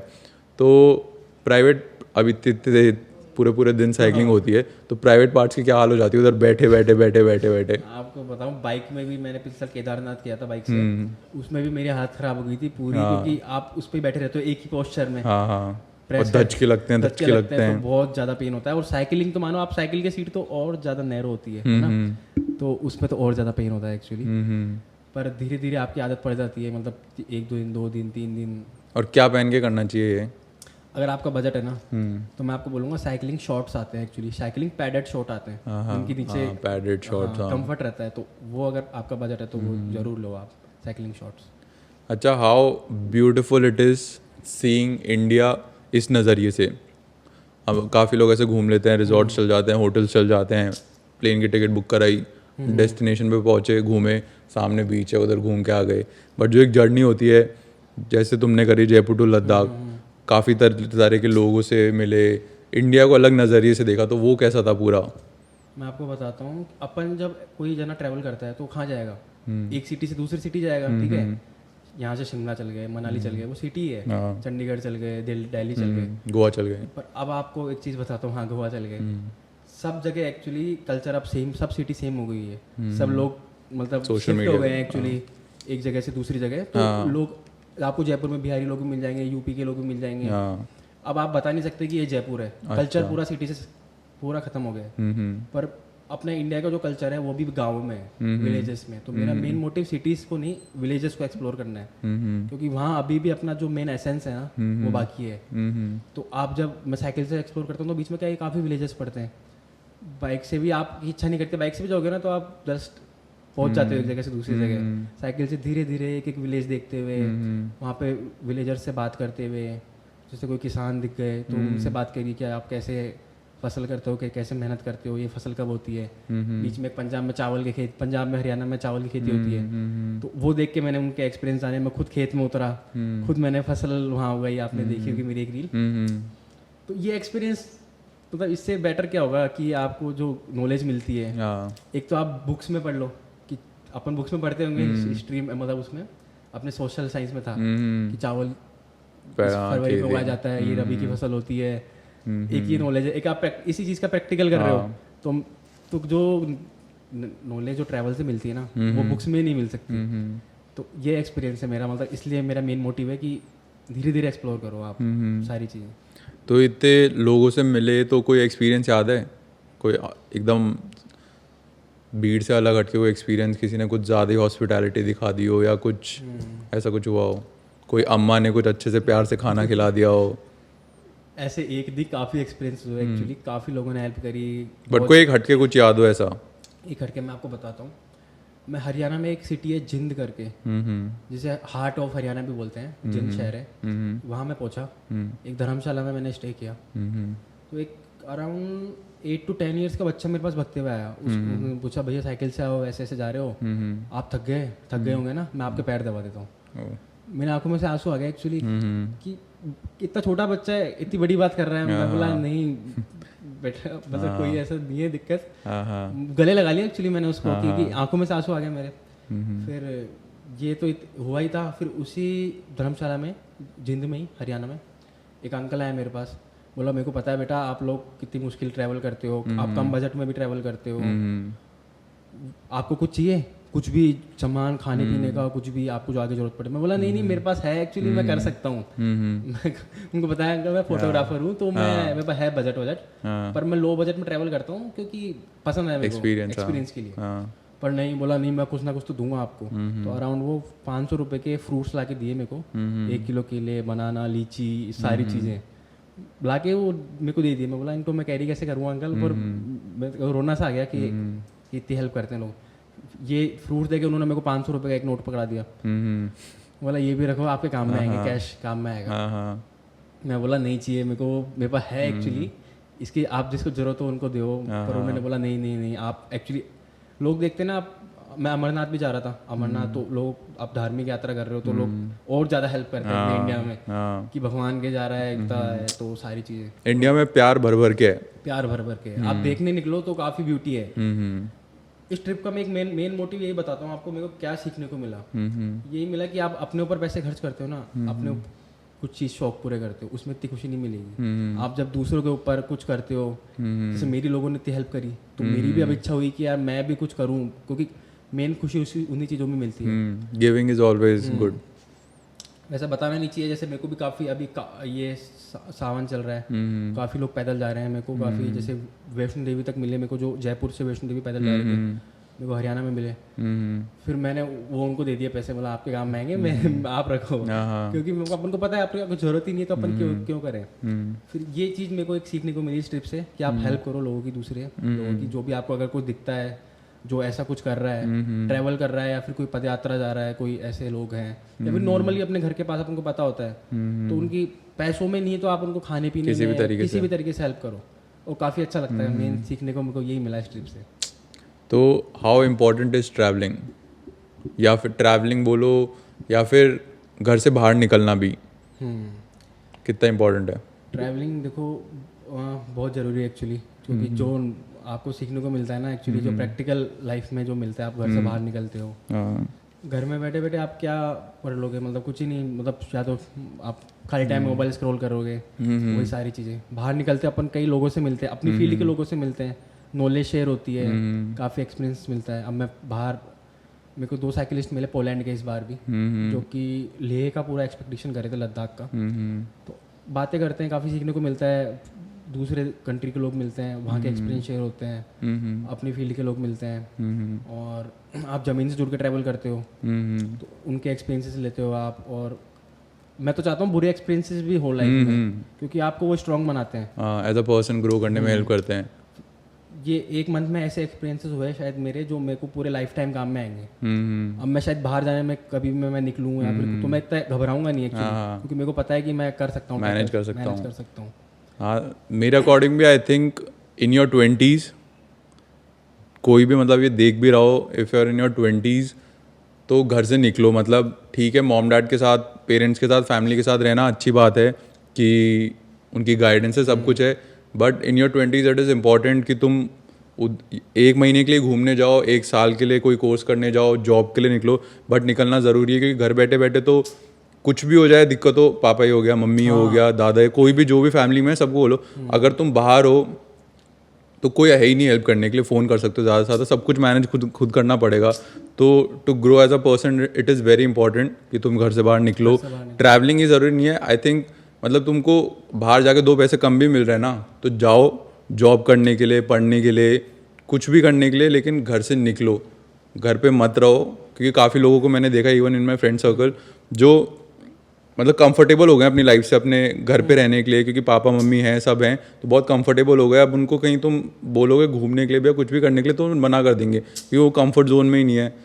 और एक बंदा जो बाहर, जैसे तुम 1 महीना ट्रैवल करके आए हो, बोल रहे हो कि एकदम लाइफ को अलग नज़रिए से देख रहे हो, काफ़ी चीज़ें इंप्रूव हो गई, और ऐसे कोई जॉब कर रहा है बाहर, अपने आप इंडिविजुअल ले रहा है, तो उसकी ग्रोथ वर्सेस जो बचपन से ही घर पे सिक्योरिटी में रहा है, उनकी ग्रोथ में बहुत दिन रात का फ़र्क होता है। ऐसा नहीं है कि फाइनेंशियली हमेशा यही स्ट्रांग रहेगा, ये भी रह सकते हैं, बट जो एक्सपीरियंसेस हो गए, काफ़ी चीज़ें हो गई, वो हमेशा इधर ही बेटर रहेंगी। तो घर से बाहर निकलो, भले ही घूमने के लिए निकलो, जॉब के लिए निकलो, पढ़ाई के लिए निकलो, बट निकलो। मेरा तो ये मानना है, अगर जैसे अपन 12th पास करते हैं, तो कुछ टाइम आपको बाहर देख के आओ। मैंने किसी का वीडियो देखा था, बहुत बड़े मोटिवेशनल स्पीकर थे वो, थोड़ा सा, तो वो यही बता रहे थे कि आप इंडिया में ट्रैवल इतना आसान है, आप रेलवे में ट्रैवल करो, कितने सस्ते टिकट्स हो जाते हैं एक्चुअली। तो आप जब रेलवे, बस, मतलब इंडिया से चीपेस्ट ट्रैवल कहीं भी नहीं है। अगर तुमको 5 स्टार होटल में रहना है, तो हम क्या करें उसमें? सही बात है, फिर तो दिक्कत तुम्हारी है। काफ़ी फ्रेंड्स बोलते हैं मेरे, यार तू इतना ट्रैवल करता है, कैसे मैनेज करता है? उतना खर्चा हम तो नहीं, मतलब कैसे करता है? मतलब कोई खर्चा नहीं होता भाई, देखो ज़मीन पर उतर के सब कुछ हो जाता है, बहुत चीप, मतलब रेट में सब कुछ, तो वही है। और मेन ट्रैवल मैं तो ये कहना चाहूँगा कि निकलो घर से बाहर, क्योंकि आप घर बहुत ज़रूरी है। तो वही है सारा, आपने जैसे बताया, सही बताया बिल्कुल बात, कि अपन को एक रहता है कि हाँ चलो ये मम्मी पापा है घर में, सारी चीज़ हो जाती है। आप बाहर रहोगे, खाने का भी आपको खुद को देखना पड़ेगा, घर पे रहते हो खाना आपके सामने आ जाता है, खाना आ जाता है, किसी की भी दिक्कत नहीं होती, कोई दिक्कत होगी पापा को बोल देंगे। जब आप बाहर जाते हो तो आपको ये छोटी छोटी चीज़ बहुत डिफिकल्ट लगने लगती है, पर उन चीज़ों को करके ही आप बहुत ज़्यादा स्ट्रॉन्ग बनते हो, कि सारी चीज़ मैनेज करते हो आप, तो बहुत ज़रूरी है। तो ये जो जर्नी, ये जो ट्रिप किया था, इसका पर्पस क्या था, इसका गोल क्या था? इसका गोल मेनली यही था कि मेरे को एक्सप्लोर ही करना है मेनली, जो अपने सारे एरियाज हैं का। और मेरे से पूछा भी लोगों ने बीच में कि आपका मोटिव क्या है, क्योंकि जो भी ऐसा कुछ करते हैं ना तो उनका कुछ ना कुछ मोटिव होता है। तो मैं बोला ऐसा तो मेरा कुछ नहीं है स्पेशली, मेरा यही मोटिव है कि अपने देश को देखना है, क्योंकि काफ़ी कुछ सीखने को मिलता है आज जब आप ज़मीन से ट्रैवल करते हो। पर अगर आप मोटिव पूछ रहे हो तो हाँ, मेरा एक मोटिव है कि मैं भी अभी भी देखता हूँ कि लोग, अब काफ़ी हुआ है वैसे, 1-2 साल में काफ़ी इंप्रूवमेंट हुआ है सफाई में, क्लीननेस में। आप सिटी में कचरा फेंकते हो बाहर, आपको दुखता है, पर लोग जब पहाड़ों में फेंकते हैं, मतलब वहाँ जब ग्रीनरी में फेंकते हैं, नेचर के बीच में जाके फेंकते हैं, तो मेरे को बहुत ज़्यादा दुख पहुँचता है बहुत, कि कारों में रखते हैं कि यार हमारी कार गंदी हो जाएगी, तो जैसे कुछ खाया उन्होंने चिप्स रैपर सीधे बाहर, कि यार कार में थोड़ी गंदी करेंगे। मतलब आप यार तो अपना देश गंदा कर रहे हो आप। वो रैपर आप 10 साल बाद आओगे, आपको वहीं पड़ा हुआ मिलेगा, वो कहीं नहीं जाएगा। तो मेरा मेन मोटिव यही था कि आगे जो भी मैं ट्रिप करूँगा, अभी तो इस स्टार्टिंग है, तो उनका मेन मोटिव ये रहेगा स्वच्छता, कि अपने कम से कम अगर आप अपनी सिटी को क्लीन नहीं रख सकते ना, तो कम से कम जब आप नेचर में जाते हो, जब आप पहाड़ों में जा रहे हो, उत्तराखंड, हिमाचल या कहीं भी, अपने जयपुर में जा रहे हो, सफाई रखो। आप नाहरगढ़ गए होंगे, देखते होंगे कितना कचरा है उधर, बहुत लोग जाते हैं, हर दिन का कचरा हो गया वहाँ, तो जाके दारू पी रहे हैं या फिर कोल्ड ड्रिंक पी रहे हैं, वहीं छोड़ जाते हैं, वहीं छोड़, मैगी वैगी खा के और ये सब। तो वो है, उनको देख के और दुख पहुँचता है। तो मेरा मेन मोटिव अभी भी यही था, आगे यही रहेगा कि स्वच्छता, क्या मैं ये संदेश देना चाहूँगा। Narendra Modi ji please sponsor him. क्योंकि उनके आने के वहाँ उसके बाद काफ़ी इम्प्रूवमेंट हुआ है, लोग समझदार हुए हैं। हाँ, पर अभी भी है लोगों को, मतलब हाँ। तो ये ट्रिप पे फाइनेंसेस कैसे थे, खर्चा कैसा हुआ, मैनेज कैसे किया, कितना क्या खर्चा हुआ? और कोई एस्पायर कर रहा हो ट्रैवल करने के लिए, उसको भी जोश चढ़े 600 किलोमीटर 1000 किलोमीटर करने का, तो उसको थोड़ी एनलाइटमेंट करना कि भाई कितना खर्चा हो सकता है, क्या हो सकता है, कितने में ट्रैवल किया जा सकता है।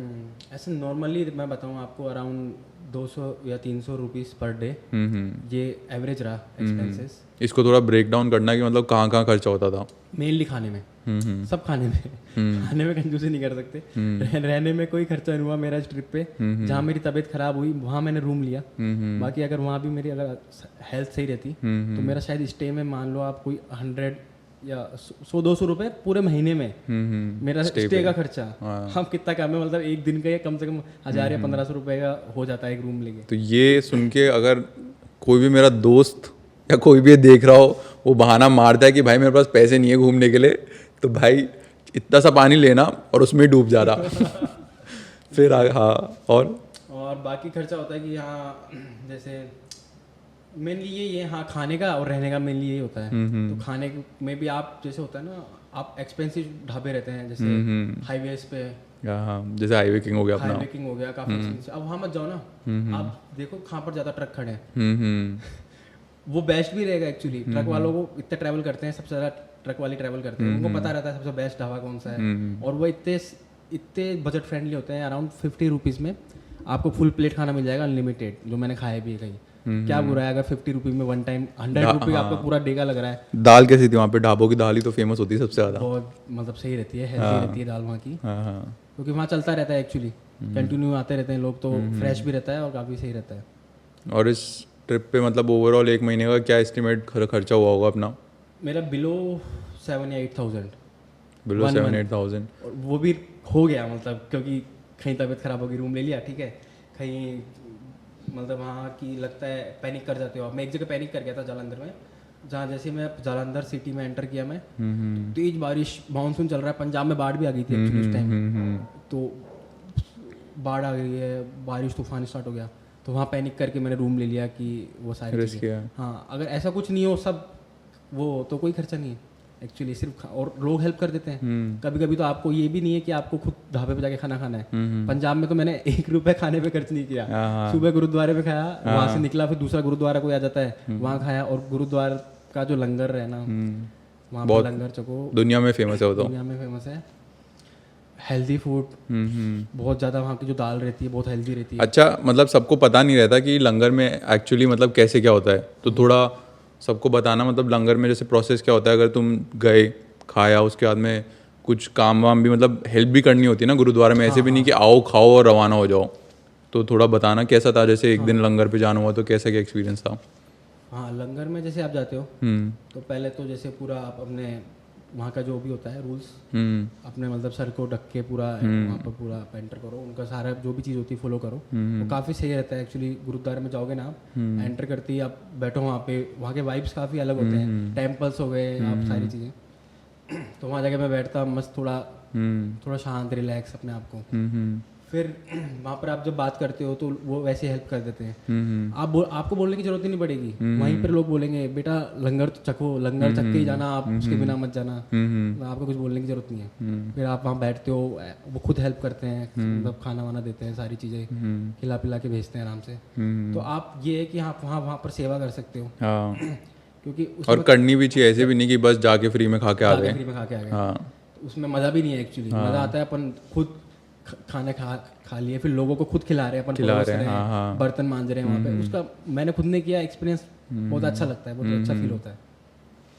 तो मतलब 1 महीने में 6-7 हज़ार रुपये में जयपुर से लद्दाख जाके घूम लिए, 30 दिन रात को रहना, खाना पीना सब कुछ हो गया। जबकि यहाँ पे लोग रेंट ही नहीं होता उतना, तो कोई भी रह रहा हो, रेंट ही उससे ज़्यादा हो गया, फिर खाना सब कुछ एक्सपेंसेस मिला के। और भाई ने तो 6 से 7 हज़ार रुपये के अंदर पूरे 1 महीना जयपुर से लद्दाख घूमना भी हो गया। लोग ऐसे बोलेंगे कि ये तो मेरा घर पे रहने का खर्चा से ज़्यादा हो जाता। हाँ, घर पे रहने का खर्चा ज़्यादा हो जाता। सही है। तो इस ट्रिप के अंदर गिव अप करने का मन कितनी बार हुआ? गिव अप करने का मन कि बस हो गया भाई, अब मेरे को घर जाना है? एक्चुअली ऐसे कुछ नहीं हुआ मेरा, पर हाँ लद्दाख में मेरी तबीयत ख़राब हो गई थी, बहुत ज़्यादा वीकनेस आ गई, मेरा 10 किलो वज़न में गिर गया वहाँ पे। तो उसके बाद फिर मैंने लगा, मेरा प्लान था, मेरा कंप्लीट हो गया एक्चुअली जयपुर से लद्दाख तक मैं पहुँच गया। पर उसके बाद मैंने सेकंड रखा था कि मैं लद्दाख सर्किट पूरा करूँगा। ओके। पर वो मेरा नहीं हो पाया अभी। तो मैं बोलूँगा वो छूट ही गया एक्चुअली, क्योंकि मेरी तबीयत डाउन हो गई एक्चुअली, वीकनेस आ गई। और वहाँ का एक मैं आपको डिसएडवांटेज बताता हूँ, लोग लद्दाख को ब्यूटीफुल मानते हैं, सारी चीज़ें है वहाँ के, लैंडस्केप जस्ट इनक्रेडिबल, आपको लगता है आप इंडिया में हो ही नहीं। पर खाना जो है ना उस रीजन में, क्योंकि पूरा डेजर्ट है वो, कोल्ड डेजर्ट, अपना रेगिस्तान यहाँ का अलग डेजर्ट है, वो कोल्ड डेजर्ट है। तो वहाँ भी फसलें कुछ नहीं होता वहाँ, जस्ट खाना बहुत एक्सपेंसिव है और टेस्टी भी नहीं है, हेल्दी भी नहीं है, बस वो चीज़ें हैं। तो वहाँ का कश्मीर में आपने देखा होगा कि मैदा वो बनती है रुमाली रोटी, या फिर वहाँ की रोटी अलग होती है, तो वो मैदा की बनती है एक्चुअली। तो वो खा के, रुमाली रोटी खा के मेरा डाइजेशन बहुत ज़्यादा वीक हो गया वहाँ का। तो उसके बाद मेरी तबीयत बिगड़ती गई, तो वीकनेस बहुत ही ज़्यादा आ गई कि एक टाइम पे मेरी चलने की, साइकिल तो छोड़ दो आप, मैं से 2 कदम चलता मेरी सांस फूलने लगती। तो वहाँ से फिर मैंने छोड़ा कि चलो लद्दाख तक पहुँच गए, फर्स्ट ट्रिप थी अपनी, बहुत बड़ा अचीवमेंट है। हेल्थ वेल्थ पे काम करेंगे, थोड़ा फिटनेस बनाएंगे, फिर वापस रिज्यूम करेंगे अपनी जर्नी लद्दाख में। तो ये ट्रिप कंप्लीट करने के बाद में लाइफ को किसी अलग नज़रिए से देखा जा रहा है, या फिर कुछ ऐसा चेंज लगा बिफोर एंड आफ्टर? 1 महीना साइकिल पे 1200 किलोमीटर दिन रात, अब कैसा लग रहा है? बहुत ज़्यादा, मैं बोलूँगा बहुत ज़्यादा, थोड़ा नहीं बहुत ज़्यादा चेंज आया। क्योंकि एक कॉन्फिडेंस आ जाता है, कुछ आप अचीव करते हो ना तो एक अलग ही कॉन्फिडेंस आता है अपने कि आप कुछ भी कर सकते हो, एक आप कुछ भी जज्बा हाँ। और इतने एक्सपीरियंसेस ले लेते हो आप ट्रैवल करके कि अब चीज़ आसान लगने लगती है आपको एक बार। और लद्दाख जो मैं आपको बताऊँ, इंडिया यानी वर्ल्ड की सबसे मुश्किल जगह है वो। तो मुश्किल किस वे में? मुश्किल वो वहाँ का क्लाइमेट, ऑक्सीजन की कमी ऊपर हाई एल्टीट्यूड पे, और सिर्फ आपको दूर दूर तक सिर्फ सूखे पहाड़ दिखेंगे। लद्दाख जो भी बाइकर्स आते हैं ना, आप जो भी ज़्यादा टाइम के लिए रहते हैं, आप किसी से भी पूछना, रील्स में आपको लद्दाख बहुत खूबसूरत लगता है कि हाँ लद्दाख, पैंगोंग लेक, सारी चीज़ें। हाँ, इसी से मेरे को एक क्वेश्चन भी याद है कि क्योंकि इंस्टाग्राम और इन सब पे तो देखते हैं अपन, अरे यार वाह भाई क्या घूम रहा है, मैं भी निकलूंगा, मैं भी रील बनाऊंगा, मैं भी कल नाहरगढ़ काफ़ी बार तो नाहरगढ़ जाने के प्लान कैंसिल हो जाता है कि दोस्त बोलते हैं यार कल चलेंगे, मस्त सुबह ट्रैकिंग पे चलेंगे, और सुबह 5 बजे होता है, अरे यार कौन जाएगा। और वैसे ही लद्दाख, जो मैं तुम्हारी भी रील देख रहा था कि अरे क्या शानदार लग रहे हैं लैंडस्केप वगैरह, बट वो तो सिर्फ ग्लैमर है जो कुछ सेकंड का है जो दिख रहा है, जो उसके पीछे की जो स्टोरी है वहाँ जाने की, वही है ना डिफिकल्ट, उसी में जान जाती है पूरी। लोग आपको सिर्फ अच्छा दिखाते हैं, सोशल मीडिया पे सिर्फ ग्लैमर दिखता है, ग्लैमर दिखता है, वो ब्यूटीफुल लैंडस्केप और वो सभी दिख रहे हैं, बट जो उसके अलावा जो अरे भाई कब पहुंचूगा वो बट बेस्ट पार्ट भी वही है, जो एक्सपीरियंसेस वगैरह इम्प्रूव करने के लिए है। तो वो चीज़ें डिफ़िकल्ट है ट्रेन वहाँ पे। और ये जो ट्रैवल करके जब वापस घर आने का हुआ, फिर कैसे वेलकम किया पापा मम्मी ने? उम्मीद नहीं थी मेरे को सच्ची में। मैं तो सिर्फ मेरे को तो ट्रैवल करना था एक्चुअली। मेरे को नहीं पता था कि ऐसा कुछ होगा। मेरा वेलकम किया कॉलोनी में पूरा, वहाँ के जो अच्छा एमएलए होते हैं उन सबको बुलाया, उनसे सम्मान कराया मेरा। तो पापा की छाती चौड़ी हो गई होगी उस दिन तो, ऐसे चल रहे होंगे कि बड़ी बात है बहुत ज़्यादा। मतलब ये सोचा नहीं था मैंने, बिल्कुल भी नहीं सोचा था, दिमाग में ये था कि ऐसा कुछ होगा। क्या बोला पापा मम्मी ने आने के बाद? हाँ वो मतलब उनका प्राउड तो फील होता है, पर मन में उनको हेल्थ का ही रहता है कि हाँ आप हेल्थ का ध्यान रख, थोड़ा ध्यान रख। बेटा सही है ना। ये सारी चीज़ें काफ़ी अच्छा लगा। मतलब हाँ वो भी देखते थे डेली पापा। मतलब इंस्टाग्राम मेरे कारण फैमिली में बहुत सारे लोगों ने डाल लिया, तो मेरे नाना ने और सारी ये चीज़ स्टार्ट हुई। उनके कमेंट आते थे कि हाँ सही से जा, अच्छे से कर। हाँ सही है। तो ये तो हो गया सब 1 महीने की ट्रिप जो कि बहुत ही शानदार थी, उसकी ये हो गया। और वो साथ में ये तुम्हारा पैशन है, इसकी जगह प्रोफेशन क्या है? प्रोफेशन भी मेरा, या इसी पैशन को आगे जाके प्रोफेशन में कन्वर्ट करने का प्लान है? ये भी प्लान है ही और कर भी रहे लोग।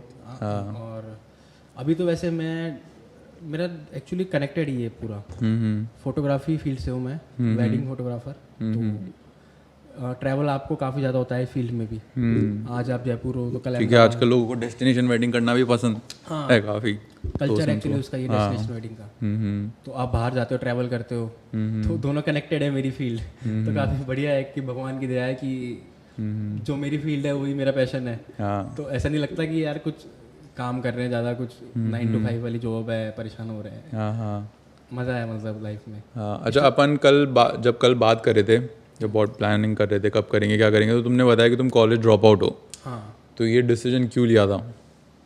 एक्चुअली कोई मेरे से पूछता है ना कि आपने कॉलेज ड्रॉप आउट क्यों किया, सब पूछते ही हैं। सबको लगता है कि यार डिग्री आ जाती, लाइफ सेट हो जाती। मेन वही है, डिग्री आके लाइफ सेट, आप जॉब लग जाओगे। मैं बोलता हूँ वो तो पता नहीं कॉलेज ड्रॉप आउट क्यों किया, मैं कॉलेज गया क्यों। ये वो मेरा गलत डिसीजन था। क्योंकि बिना सोचे समझे डिसीजन लिया। आप अपने फ्रेंड्स को देखते हो, सब इंजीनियरिंग कर रहे हैं, अच्छा मेरे को भी ये करना चाहिए, साइंस मैथ के बाद इंजीनियरिंग में जाना चाहिए, सब इधर ही जा रहे हैं। पर कॉलेज जाते ही मेरे को पता चल गया फर्स्ट डे कि ये अपने लिए नहीं है, मैं इसके लिए नहीं बना हूँ। एक्चुअली मेरे भाई ने आपने IIT JEE टॉप किया था। किसने नहीं सुना IIT? हाँ IIT सब पूरा इंडिया में वर्ल्ड फेमस है। मेरे भाई ने IIT टॉप किया था और 12th में मेरिट में आया था, 7th रैंक आई थी पूरे राजस्थान में।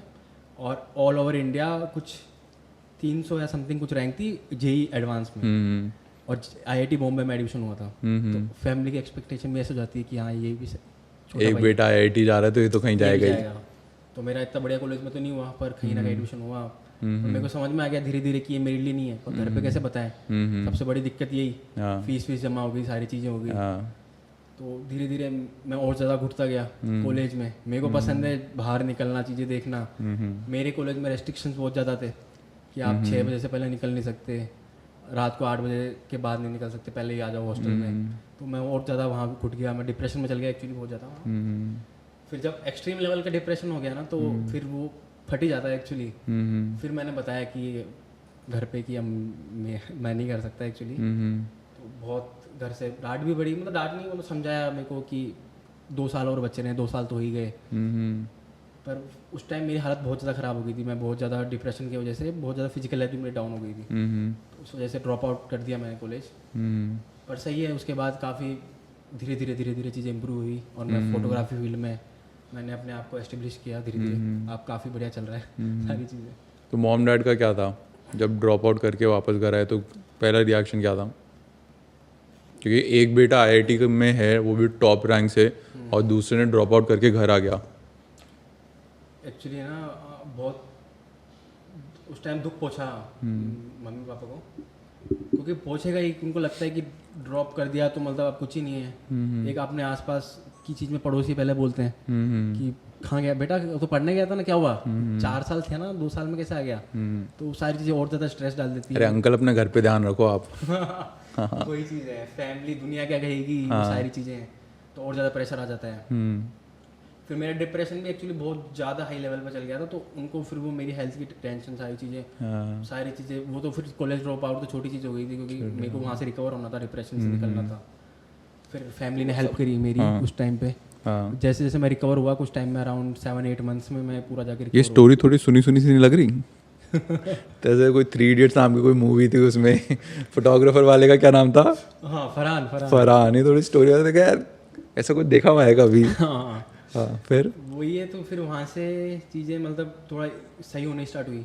मैंने वही डिसीजन ले लिया था अपने मन में, किसी को बताया नहीं मैंने कि अब जो भी लाइफ में करना है ना। मैंने पिछले 7-8 मंथ्स में घर वालों को कितना दुख पहुँचाया, मतलब जानबूझ के नहीं, मतलब वो सारी चीज़ें उसके कारण हुई।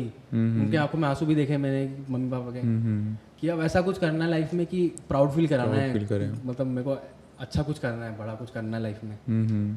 तो अब जाके कुछ प्राउड फील कराया तो लगा कि हाँ थोड़ा स्टार्टिंग उसकी हो गई है, अभी शुरुआत हो गई है। शुरुआत हो गई है काफ़ी। अभी एज क्या है? अभी मेरी है 25। हाँ, सही है। 25 इज मतलब आजकल वही मैंने पिछले एपिसोड में भी एक हमारे लाइफ कोच आई थी मैम, उनसे ये बात की थी कि एज मतलब बहुत जल्दी का वो करने लग गए कि if you haven't done anything in your 19 साल 20 साल 21 साल की उम्र में, तो सब लोग अपने आप को फेलियर कंसिडर करने लग गए। अबे यार ये 22 वाला इतना कर रहा है, 22 वाला सोचता है 25 वाला इतना कर रहा है, 25 वाला सोचता है 28 वाला इतना कर रहा है। तो वो तो रेस है, सबकी सक्सेस अपने अकॉर्डिंग आएगी। कोई 20 साल की उम्र में जाएगा तो कोई 30, कोई 40, कोई 50। तो वो तो और ज़बरदस्ती होने लग गया आजकल की 20-21 साल की उम्र में ये करो वो करो वो करो, ये सब तो फालतू है। सब फालतू। ये बात सही बोली आपने बिल्कुल। मेरा भी मेन जो डिप्रेशन हुआ वो यहीं से स्टार्ट हुआ। मैं कॉलेज में था तो अपने दोस्तों को बात करते हुए देखता था, मेरे को इसमें डेटा साइंस में जाना है आगे, मेरे को आर्टिफिशियल इंटेलिजेंस में ऐसे यहाँ जाना है, मेरा सपना है गूगल में जाने का। मतलब मैं तो कुछ कर ही नहीं रहा, ये तो प्रोजेक्ट्स कर रहे हैं, क्योंकि मेरा इंटरेस्ट ही नहीं था उसमें। तो मेरे को एक्चुअली डिप्रेशन मेरा बढ़ता ही है कि मैंने तो कुछ किया ही नहीं लाइफ में। और अराउंड क्या एज थी मेरी, 21-20।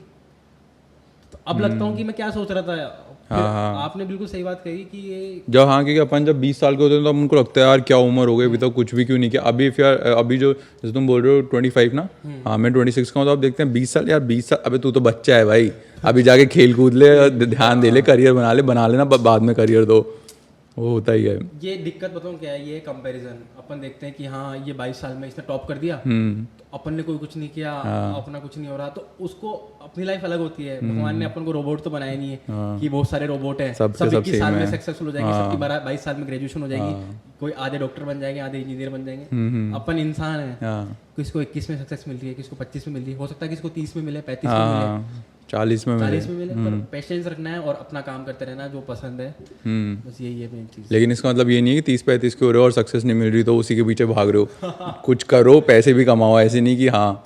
और जैसे कॉलेज ड्रॉप आउट बोला, मैंने भी कॉलेज कंप्लीट नहीं किया, और इसके लिए मतलब मैं तो मतलब I will thank my mom dad, हाथ जोड़ के। मतलब उनकी तरफ से कभी भी कोई ऐसे लोड नहीं था। मतलब मैंने कॉलेज स्टार्ट किया खुद की मर्जी से, कोई लोड नहीं था, क्योंकि मेरे मतलब गोल्स भी स्टार्टिंग से ही सेट थे कि मेरे को जो जो करना है उसके डायरेक्शन में होता, तो उनको मेरे पे बिलीव था कि इसको जो करना है कर लेगा। तो कॉलेज कर लिया स्टार्ट। उसके बाद में कंप्लीट मतलब मैंने 8 सेमेस्टर में से 7 सेमेस्टर दे रखे हैं और ऑल क्लियर है मेरी, ऐसे भी नहीं बैक आई है। इंजीनियरिंग की थी मैंने, बट एक सेमेस्टर मैंने बाय चॉइस अभी तक कंप्लीट नहीं किया। मेरे मॉम डैड बोलते हैं जाके भाई कर ले, एक ही तो सेमेस्टर बचा है, डिग्री आ जाएगी घर पे। कभी कुछ भी किसी को दिखाना हो, कुछ बोलना हो, होता है ना कि शादी के लिए जाएगा, अरे भाई बेटे ने तो डिग्री नहीं कर रखी। तो बट मैंने बाय चॉइस नहीं कर रखी कि मतलब वो अगर मैं 8 सेमेस्टर दे दूंगा और मेरे को डिग्री आ जाएगी तो मेरी लाइफ किस वे में चेंज करेगी, वो कुछ इम्पैक्ट नहीं ला सकती ना, कि जो मैं अभी कर रहा हूँ उसमें वो कोई डिफरेंस नहीं ला सकता। वो 8 सेमेस्टर कंप्लीट करके जो डिग्री आएगी तो मैं क्यों करूँ। तो मेरे पास टाइम है अभी वापस से मम्मी पॉडकास्ट सुनेगी, वो मेरे को यही बोलेगी ज़्यादा ज्ञान दे रहा है क्या तू, जाके चुपचाप 8 सेमेस्टर आ रहा है फॉर्म भर दे और एग्ज़ाम दे दे। तो तुम्हारा क्या ओपिनियन है कॉलेज करने और ना करने में? नहीं, मेरा ओपिनियन ये है कि देखो आपको अपने मन में पता होता है कि अपन को क्या करना है। मैं ऐसे बोलना चाहूँगा, जरूरी नहीं है आप कॉलेज ड्रॉप आउट करो। आपको पता होता है एक्चुअली, सब हर किसी के लिए भी नहीं है भाई कॉलेज ड्रॉप आउट करना, बहुत रिस्क रहता है एक्चुअली। ये आपको मन में पता होता है, अपने दिल की सुनो, पर एजुकेशन सबसे इम्पोर्टेंट है। तो कॉलेज मतलब करना चाहिए अगर, पर अगर आपके हार्ट में अगर आपका दिल और कुछ कह रहा है तो वो बात अलग है। तो ऐसे नहीं है कि मैंने ड्रॉप आउट कर दिया तो और करे ड्रॉप आउट, वो चीज़ें। मेरे पॉइंट ऑफ व्यू में तो कि कॉलेज मतलब मैं जो बोलूँगा उसके बाद मम्मी सुनेगी तो वापस ये बोलेगी कि इधर तो बोल दिया, तू खुद क्यों नहीं कर रहा। कि अपन जैसे बोले कि 20, 21, 22 साल वाले बहुत यंग हैं उनके पास टाइम है, जो भी उनको करियर में परस्यू करना है, लॉन्ग रन में करना है। कुछ एक्सेप्शनल होते हैं जिनको बहुत जल्दी पता चल जाता है हम इस चीज़ में एक्सपर्ट हैं और हमको यही करना है। उनके लिए अगर तुम एक्स्ट्रा ऑर्डिनरी हो तो ड्रॉप आउट कर लो, बट बी श्योर कि तुम वो कर पाओगे। लेकिन काफ़ी लोग होते हैं जैसे वो ये कोई अपना सुन लिया, पॉडकास्ट सुन लिया, उससे कॉलेज सही नहीं हो रहा, वो ये इन्फ्लुएंस होके अगर तुम एवरेज ही हो, पढ़ाई में भी एवरेज हो और अभी तक you haven't found that thing जिसमें तुमको एक्सेल करना है या जिसमें तुम्हारी एक्सपर्टीज़ है, तो उसको ढूंढने के चक्कर में मत कॉलेज ड्रॉप आउट कर लेना कि तुम्हें पता भी नहीं तुम्हें क्या करना है और तुमने कॉलेज ड्रॉप आउट कर लिया, फिर तुम ना इधर करोगे उधर करोगे। और 3 साल 4 साल का कॉलेज होता है, 21-22 तक कॉलेज कंप्लीट कर लो, यू हैव अ डिग्री, उसके बाद में एक्सप्लोर कर लो, उसके बाद एक्सप्लोर कर लो, जॉब कर लो साथ में और साथ के साथ एक्सप्लोर कर लो।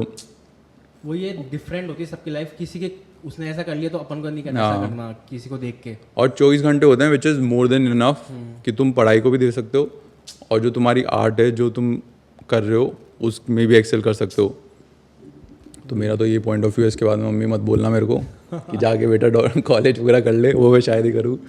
तो वही है, ड्रॉप मत करना भाई कॉलेज, एजुकेशन पूरी करो, पहले पढ़ाई पूरी करो। हाँ, उसके साथ साथ प्रोफेशन पैशन जो भी फॉलो करना है करो। तो आई थिंक अपन ने काफ़ी सब कुछ समराइज़ कर लिया है। बिफोर वी क्लोज कुछ और शेयर करना चाहोगे, कुछ और बताना चाहोगे? और तो जैसे यही है कि मेन आप इधर हाँ बस जिस चीज़ में आपको हैप्पीनेस मिले। हाँ, अगर ये कोई देख रहा हो कुछ, उसको क्या कुछ वर्ड ऑफ विजडम कुछ भी ऐसा उनको कुछ, क्योंकि तुम तो 1 महीने विजडम लेके आए हो भिन्न भिन्न प्रकार के लोगों से। वो ये धीरे धीरे अपना काम करते रहो बस। और ज़्यादा मैं ऐसे बोलूँगा, ज़्यादा भी मोटिवेशन मत लो, क्योंकि ये ना लोग वही देखते हैं और चीज़ें सोचते हैं, उससे ज़्यादा और स्ट्रेस आता है। अपना काम करो, जिसमें अच्छा लगता है वो धीरे धीरे करो। और बस वही है, खुश रहना जरूरी है लाइफ में। पहले एक टाइम पे मैं बहुत ज़्यादा लोड लेता था, बहुत ज़्यादा टेंशन लेता था। लोग बोलते हैं कि टेंशन मत ले, पर फिर भी अपन को होती है एक्चुअली। बट टेंशन लेना ज़रूरी भी है, तभी तुम प्रोसेस पे एक लेवल पे वो, हाँ, जैसे ज़्यादा रिलैक्स भी मत हो जाओ। खाने में होता है ना कि नमक अपन को ज़्यादा ले लेंगे स्वाद तो अनुसार नुकसान है और कम ले तब भी नुकसान है। तो वो एक्चुअली लेवल पे होना चाहिए, बैलेंस। तो मैंने उस टाइम पे टेंशन ली थी, तो उसका अभी भी नतीजा ये होता है कि मेरे को भूलने की आदत है बहुत ज़्यादा। अच्छा। क्योंकि मैं दिमाग पे इतना लोड डाल दिया था कि अब मैं चीज़ें रख रख के भूल जाता हूँ। कहीं अपना फ़ोन भूल गया। आपने मेरा देखा होगा, एक कारगिल में था मैं, तो कारगिल में मैं अपना बैग भूल गया था। एक हैंड बैग था जिसमें मेरा कैमरा के इक्विपमेंट्स थे अराउंड 10,000 के। तो वो मैं एक सुनसान से हाईवे पे, वहीं श्रीनगर ले हाईवे पे एक मंदिर में रख के भूल गया। आगे आ गया कारगिल, कम वहाँ से 15-20 किलोमीटर दूर। रात को मैं कारगिल पहुंचा तब मेरे को पता चला मेरा बैग नहीं है मेरे पास। तो वहाँ के लोगों ने हेल्प करी, काफ़ी अच्छे लोग हैं वहाँ के, कश्मीर के वहाँ के जो है ना लोकल्स। एक लोकल दुकान पे गया मैं कि भैया मैं साइकिल से तो अब जा नहीं सकता, मेरा बैग रह गया पीछे, तो रात को रिस्क है आपको पता है। तो उन्होंने बोला चलो आप मेरी कार में बैठो, अपनी एज के थे, अपने एज ग्रुप के। उन्होंने मेरे को कार में बैठाया और हम निकल गए। फिर वहाँ मंदिर पहुँचे रात को, मेरा बैग वहीं के वहीं मंदिर में मिला।